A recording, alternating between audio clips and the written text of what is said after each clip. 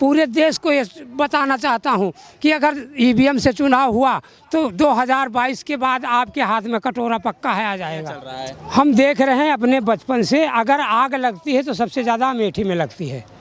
हाँ। अगर घर गिरते हैं तो सबसे ज़्यादा अमेठी में गिरते हैं। परेशान है। अरे भैया, जब देश ही बिक चुका है तो तुमको प्राइवेट से नौकरी मिलेगी, सरकार कहाँ से दे देगी? अरे चुनाव के बाद 2022 के बाद कब्जा दिलाएगी। होंगे, लेकिन स्मृति ईरानी जी के आने के बाद हालत जरूर सुधर गया होगा। बहुत सुधर गया, इतना सुधर गया है कि आने वाले समय जो है ना, अपने बाल बच्चों के लिए लोग परेशान रहेंगे। सब देश तो गुमराह। शौचालय बनाने से क्या होता है, सारे तो गिर गए। शौचालय गिर गया और सारे गिर रहे हैं। जो 12-12 एक का मसाला का शौचालय बनेगा तो गिरेगा नहीं। रेता मतलब रेत बालू। हाँ, और एक तसला सीमेंट। अच्छा, उसका अगर बनाया जाएगा तो गोबर पर महल खड़ा कर रहे हैं ये दिखावा देके, और वही बनाते हैं, वही लेते हैं, बेवकूफ़ बना रहे हैं। अरे लोग अपने खेत पर जाते हैं, तालाब पर जाते हैं, जंगल में रहते हैं। मजदूरों के लिए आप शौचालय, उनको रोजगार दीजिए ना। नरेंद्र मोदी ने अलीगढ़ में सबसे पहले बिगुल बजा दिया।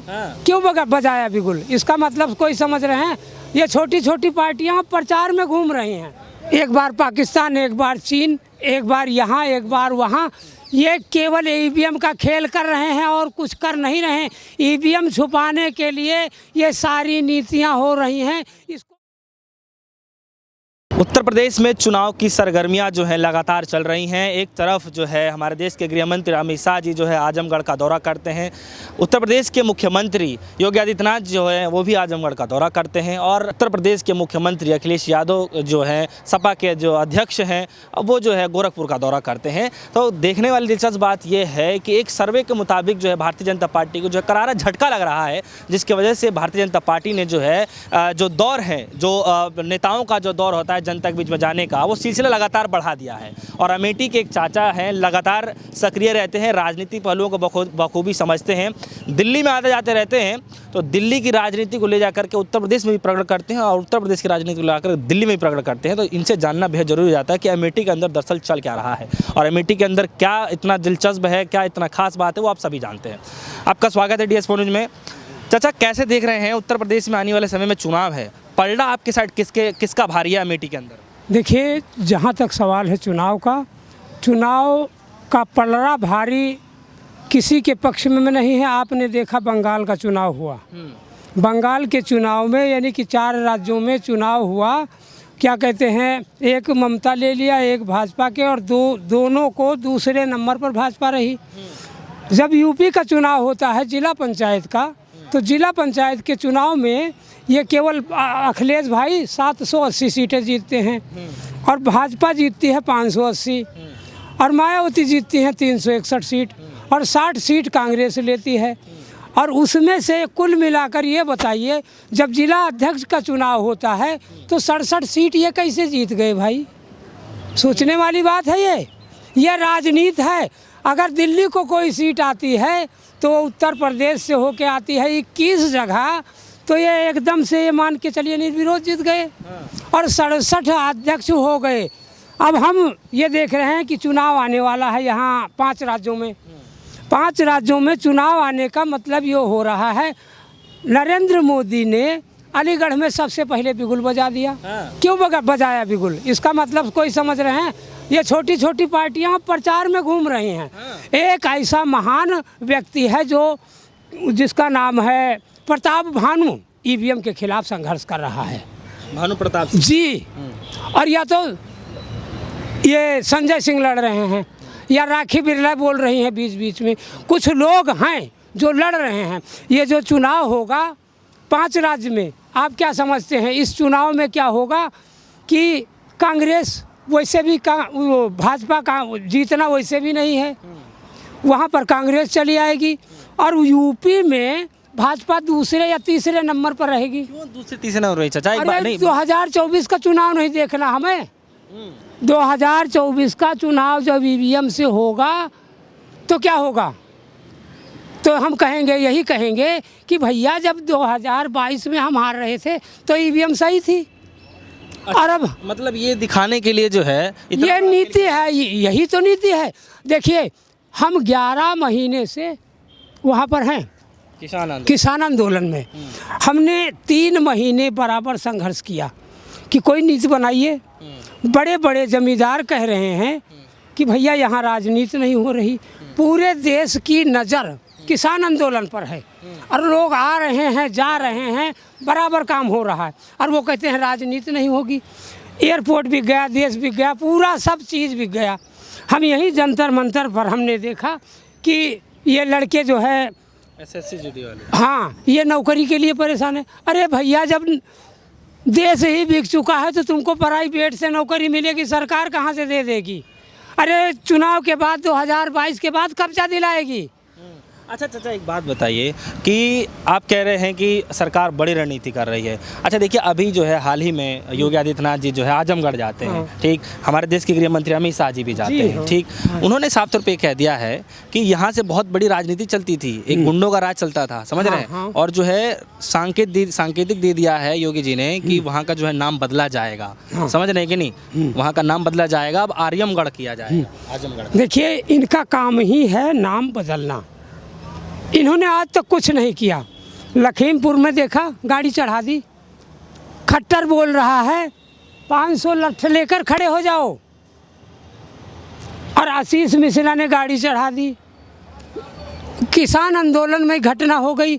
ये क्यों हो रहा है कि देश का नज़र EVM की तरफ ना जाए। केवल एक बार पाकिस्तान, एक बार चीन, एक बार यहाँ, एक बार वहाँ, ये केवल EVM का खेल कर रहे हैं और कुछ कर नहीं रहे हैं। EVM छुपाने के लिए ये सारी नीतियाँ हो रही हैं। इसको मैं बहुत दिन से 11 महीने से देख रहा हूँ। अच्छा चाचा, आप अमेठी से जो है आते हैं, अब एक बात बताइए कि अमेठी के अंदर थोड़ा एक बता दीजिए मुझे, थोड़ा उससे मुझे अंदाज़ा हो जाएगा कि वहाँ का क्या हालात है, क्या चल रहा है वहाँ के हालात। देखिए, अमेठी का हालात सही नहीं है। अमेठी का हालात ये है कि चुनाव अगर EVM से होता है तो शांतिपूर्ण होगा, तब तो शांतिपूर्ण होगा, नहीं तो बहुत मारामारी होगी। देश उस जगह पर आज पहुंच गया है, आज देश उस जगह पर पहुंच गया है कि आप ये समझ लीजिए सबके हाथ में कटोरा ही आने वाला है। कटोरा? जी हाँ, कटोरा आएगा चाचा। हमने आपसे बताया कि बड़े बड़े जमींदारों और क्या कहते हैं, जो ये धरना चल रहा है। अमेठी के सांसद कौन है पता है आपको? हाँ, कौन है? स्मृति ईरानी है। तो बताइए, इतना अच्छा काम वो कर रही हैं, बार बार दावे करती हैं कि उनके क्षेत्र में जो है परिंदा पर नहीं मार सकता है, सब कुछ बढ़िया चल रहा है। हम देख रहे हैं अपने बचपन से, अगर आग लगती है तो सबसे ज़्यादा अमेठी में लगती है, अगर घर गिरते हैं तो सबसे ज़्यादा अमेठी में गिरते हैं, अगर लोग भूखे मरते हैं तो सबसे ज़्यादा अमेठी या बिहार में मरते हैं। समझ गए? ये केवल दिखावा है। आज तक इन्होंने होंगे, लेकिन स्मृति ईरानी जी के आने के बाद हालत जरूर सुधर गया होगा। बहुत सुधर गया, इतना सुधर गया है कि आने वाले समय जो है ना, अपने बाल बच्चों के लिए लोग परेशान रहेंगे। तंज क्यों? अरे इतना कर रहे हैं ना कि सबके हाथ में, मैंने बता दिया कि कटोरा ही आना है और कुछ नहीं आना। अगर सुधार नहीं हुआ देश में, अगर EVM से चुनाव होता है, मैं यहाँ आज जंतर मंतर पर पूरे देश को ये बताना चाहता हूँ कि अगर EVM से चुनाव हुआ तो 2022 के बाद आपके हाथ में कटोरा पक्का है, आ जाएगा। अच्छा, ये बताइए, आप EVM को लेकर बार बार सवाल उठा रहे हैं। जी हाँ। इससे पहले भी कई प्रदेशों में चुनाव हुए हैं तो भाजपा हारी है।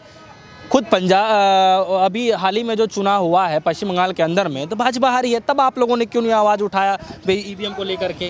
अब हाल ही में चुनाव है उत्तर प्रदेश में, आप कह रहे हैं EVM से खेल। देखिए, उस समय पर हम कुछ हालात से घिरे हुए थे, हम अपने काम में थे, देख रहे हैं देश की समस्या चल रही है।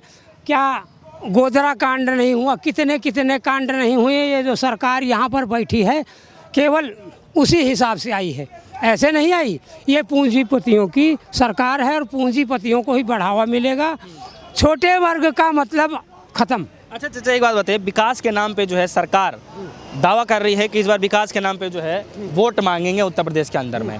सबसे पहला सवाल ये है आपसे, क्योंकि आप उत्तर प्रदेश से ही हैं, तो सवाल ये है कि योगी आदित्यनाथ के 4.5 साल से ज़्यादा वक्त हो गया, 2-3 महीने के बाद चुनाव भी होने लग जाएगा, आचार संहिता भी लग जाएगा।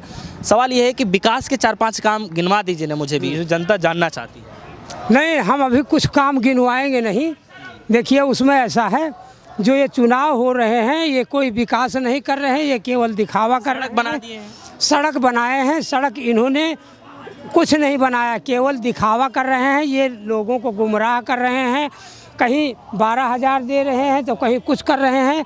इनका केवल मकसद है भाई साहब देश को गुमराह। शौचालय बनाने से क्या होता है, सारे तो गिर गए, शौचालय गिर गया और सारे गिर रहे हैं। जो 12-12 एक का मसाला का शौचालय बनेगा तो गिरेगा नहीं। 12 एक का मसाला दर्शक समझ नहीं पाएंगे, क्या मसाला मतलब शौचालय में मसाले? 12 रेता मतलब रेत बालू। हाँ, और 1 तसला सीमेंट। अच्छा, उसका अगर बनाया जाएगा तो गोबर पर महल खड़ा कर रहे हैं, ये दिखावा देके, और वही बनाते हैं, वही लेते हैं, बेवकूफ़ बना रहे हैं। तो पलट गया। अरे वो तो पलटेंगे, नाली पलट रही। देखिए जितने काम ये हो रहे हैं ये सारे अलीगल हो रहे हैं, सही काम ये बिल्कुल कर ही नहीं रहे हैं। पता है शौचालय को लेकर के सरकार वाहवाही कह रही है कि जो किसी ने नहीं दिया, इज्जत घर इस सरकार ने बना दिया है। लोगों को बाहर जाने में परेशानी होती थी, अब इज्जत घर के अंदर मिल गया तो दिक्कत कहाँ से आ रही है? इनसे सरकार ने तो सोचा। सुनिए, इनसे ये पूछिए कि गांव में कितने लोग बाहर जाते हैं, कितने लोग बाहर जाते हैं? तो आपको क्या लगता है बाहर जाना सही है? हैं? अरे लोग अपने खेत पर जाते हैं, तालाब पर जाते हैं, जंगल में रहते हैं। मजदूरों के लिए आप शौचालय, उनको रोजगार दीजिए ना। आपके पास रोजगार तो है नहीं, बना दो गिरा दो, बना दो गिरा दो। तो स्वच्छता के लिए कह रहे हैं, चला रहे हैं कि अरे ये ऐसे स्वच्छ नहीं होता। रोजगार दीजिए आप, नौकरी दीजिए आप, उद्योग पर ले जाइए। शिक्षा के लिए सारा प्राइवेट कर दिया, बताइए शिक्षा खत्म हो गई, अब बच्चे कहाँ पढ़ेंगे? अच्छा, जितने आज सरकार के पास मंत्री ये बॉडीगार्ड हैं, आज उत्तर प्रदेश में उतना शिक्षा नहीं, यानी कि मास्टर नहीं होंगे। अच्छा चलिए, अब इस बात से तो नकार नहीं सकते हैं कि योगी की सरकार में जो है जितने माफिया गुंडे हैं वो सब्जी बेचते नजर आ रहे हैं, भाग गए दूर दूर। हाँ बिल्कुल भाग गए। जो आज मुख्यमंत्री की कुर्सी पर बैठा है, लट्ठू उठा रहा, उसको ये पता है कि ऐसे शब्द बोलने चाहिए। और जो यानी कि मंत्री है, उसका लड़का सीधा गाड़ी चढ़ा रहा, सारे चले गए, अब ये बचे हैं और इन्हीं का शासन है। हाँ, इसी को तो कहते हैं गुंडा राज। पूरे खत्म हो गए गुंडे, रामराज चल रहा है। और देश बिक गया है, चारों तरफ से बिक गया है। खाली इनको कब्जा दिलाना है, कब्जा दिलाने के बाद सब लोग परेशान हो जाएंगे अपने आप। अच्छा चाचा, आप इतना नॉलेज रखते हैं, दिमाग रखते हैं, तो आप राजनीति में क्यों नहीं आना चाहते? राजनीति में आइए। राजनीति में पहले हम यहाँ देख रहे हैं घूम घूम क्या हो रहा है। अच्छा, उसके मतलब मन है आपका राजनीति? राजनीति तो अरे 40 साल से जब हम संघर्ष कर रहे हैं तो कुछ सोच के तो किया है। इसका संघर्ष 40 साल से? 40 साल से हमने, हमारा थाना है जामू। अगर जामू में देखा जाए तो बगैर बात में हम कम से कम 30-40 बार शांति भंग में गए हैं। हमने किसी के ऊपर FIR नहीं की। 30-40 बार हम शांति भंग में गए, हमने किसी के ऊपर FIR नहीं की बगैर बात में। पुलिस को सूचना दे दो, वो पकड़ के ले जाएगी। या तो इनको 1000-1500 दे दो और नहीं तो अदालत पर दोगे। अच्छा, सरकार जो है 2-3 काम में गिनवा देता हूँ। सरकार ने उज्ज्वला योजना के तहत जो है कई सारे लाभार्थियों को जो है गैस सिलेंडर दे दिया, करीब 40 करोड़ ज़्यादा। उसके बाद बताया जाता है कि कई करोड़ लोगों को जो है मकान दिया गया आवास योजना के तहत। उसके बाद अनाज जो है पूरे लॉकडाउन मिला है लोगों को, सड़कें बनवा दिए, शौचालय बनवा दिए, बिजली का कनेक्शन दे दिए। लोगों ने बिजली का शकल तक नहीं देखा था, लाइट नहीं देखा था कैसा होता है, घरों में बिजली पहुँच रहा है। तो आप इन तमाम चीज़ों को कैसे देख रहे हैं? हम इन चीज़ों को देख रहे हैं, खाली इनको भिखारी बनाना है। अब कोई सुविधा दे रहा तो भिखारी कैसे? हाँ, अरे रोजगार दो ना। योगी की सरकार ने 8 लोगों को जो है युवाओं को, देखिए समय आ रहा है, चुनाव में हम प्रचार में निकलेंगे। इस बार चुनाव में हम प्रचार में निकलेंगे और देखेंगे किसकी सरकार वहाँ बनती है या किसकी पंजाब में बनती है। हमारे रहते हुए ये आप बुद्धि लगा के देखें। आपके रहते हो मतलब? इनकी हम सरकार किसी की पार्टी की बनने नहीं देंगे।